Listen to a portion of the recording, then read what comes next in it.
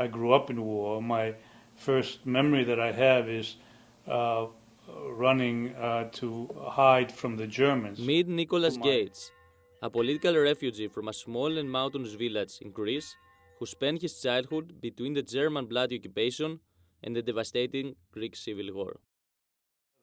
So it was a very difficult existence, but you know, I felt secure. I was loved by a lot of people. So while life was hard, it was not uh, it was not miserable, you know, because I felt confident and secure. And after the end of the World War II, the communist guerrillas who came up in the mountains starting to take away children from their families. Gates would have been one of them. This was an amazing thing because, you know, 28,000 children were taken by the communists and sent behind the Iron Curtain. Very few mothers risked their lives to arrange the escape of their children.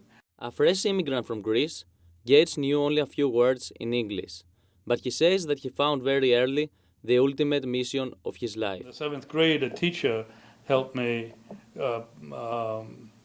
notice that I could write, and she helped develop that skill. And from then on, I knew always I would be a journalist. I would go back and find out what happened to my mother and write about it. Honoring his oath to return in Greece and seek revenge, Gates used his reporting techniques to trace the person who was responsible for the death of his mother. I could have killed him, but then I began to think that you know, if I killed him, people would be talking about my act of vengeance rather than my mother's act of love. Mr. Gage writes, it would have relieved the pain that had filled him for so many years, but it would also have broken the one bridge still connecting him to his mother, that part of him most like her. As he tells it, and her final cry was not a curse on her killers, but an invocation of what she died for, a declaration of love. The thing that when somebody dies for you, then your life is not your own. Somebody has paid for it with their lives. So you have an obligation to make the most of it.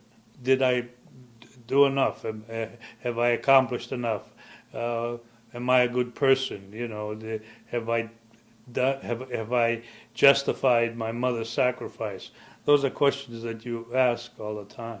But even if she didn't approve, I know that she loves me, you know, because she always did.